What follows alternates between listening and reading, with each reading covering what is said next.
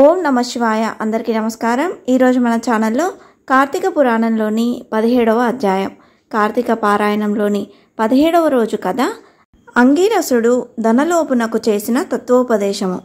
ఓ మునులారా, ఓ ధనలోభి, నీకు కలిగిన సంశయాలకు సమాధానం చెప్తున్నాను, జాగ్రత్తగా వినుము. కర్మ వలన ఆత్మకు దేహం ఏర్పడింది. శరీరం ధరించినందువల్లే ఆత్మ కర్మలు చేస్తుంది. కాబట్టి కర్మ చేయుటకు శరీరమే కారణం. స్థూల సూక్ష్మ శరీర సంబంధం వల్ల ఆత్మకు కర్మ సంబంధం కలుగుతుందని పరమేశ్వరుడు పార్వతీదేవికి వివరించెను. దానిని మీకు వివరిస్తాను. ఆత్మ అంటే ఈ శరీరము నహంకారముగా ఆవరించి వ్యవహరించుచున్నది అని అంగీరసుడు చెప్పగా, ఓ మునీంద్ర, నేనింతవరకు ఈ దేహమే ఆత్మ అని భావిస్తున్నాను. కనుక ఇంకా వివరంగా చెప్పబడిన వాక్యార్థ జ్ఞానమునకు పాదార్థ జ్ఞానము కారణమగుచుండును. కావున అహం బ్రహ్మ అను వాక్యార్థమును గురించి నాకు తెలియజేయండి అని ధనలోభుడు కోరెను. అప్పుడు ధనలోభునితో అంగీరసుడు ఇలా చెప్పసాగెను. ఈ దేహము అంతఃకరణ వృత్తికి సాక్షియే. నేను నాది అని చెప్పబడు జీవాత్మయే అహం అను శబ్దము. సర్వాంతర్యామి అయిన సచ్చిదానంద రూపమైన పరమాత్మ నహ అను శబ్దము. ఆత్మకు ఒక ఆధారభూతమైన శరీరం లేదు. అది ఎప్పుడూ ఒకే విధంగా ఉంటుంది. నేను అనేది శరీర ఇంద్రియాల్లో ఒకటి కాదని ముందు తెలుసుకోవాలి. దేహేంద్రియాలను ఏది ప్రకాశింపచేస్తుందో అదే నేను అనేది.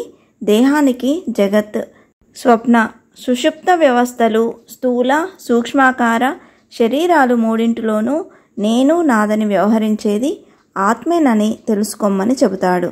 ఇనుము సూదంటు రాయిని అంటిపెట్టుకొని తిరుగుటనటుల శరీరం, ఇంద్రియాలు దేనిని ఆశ్రయించి తిరుగుచుండునో అదే ఆత్మ.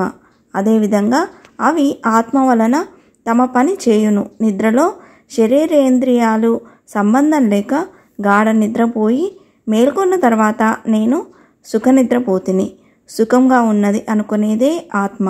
దీపము గాజు బుడ్డీలో ఉండి ఆ గాజును ప్రకాశింపచేసే విధంగానే ఆత్మ కూడా దేహేంద్రియాలను ప్రకాశింపచేస్తుంది. ఆత్మ పరమాత్మ స్వరూపమగుట వలన దానికి దారాపుత్రాదులు ఇష్టమగుచున్నారు.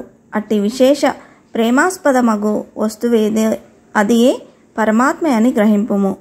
తత్వమసి మొదలైన వాక్యములందలి త్వం అనే పదమునకు కించిత్ జ్ఞత్వాది శిశిష్టమందు జీవాత్మ అని అర్థం.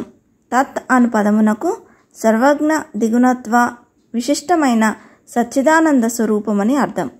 తత్వమసి అనేది జీవాత్మ పరమాత్మల ఏకత్వమును బోధించును.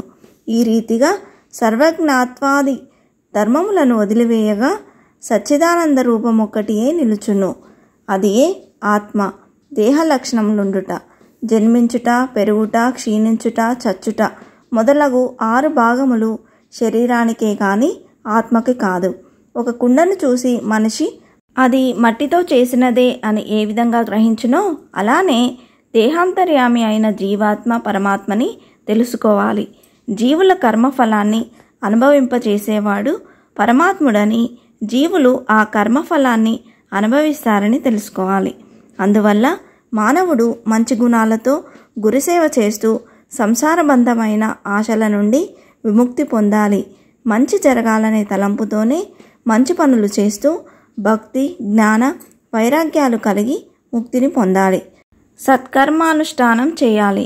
మంచి పనులు చేస్తే గాని ముక్తి లభించదని అంగీరసుడు ధనలోభునికి మంచి పనులు చేయాల్సిన ఆవశ్యకతను గురించి చెబుతాడు. అందుకు ధనలోభుడు అంగీరసునికి నమస్కరించి ఇలా అనెను.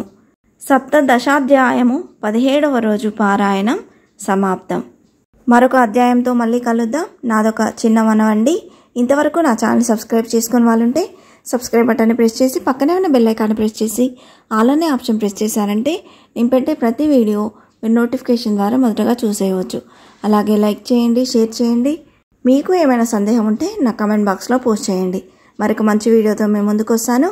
అంతవరకు సెలవు. సర్వేజన సుఖినో భవంతు. స్వస్తి.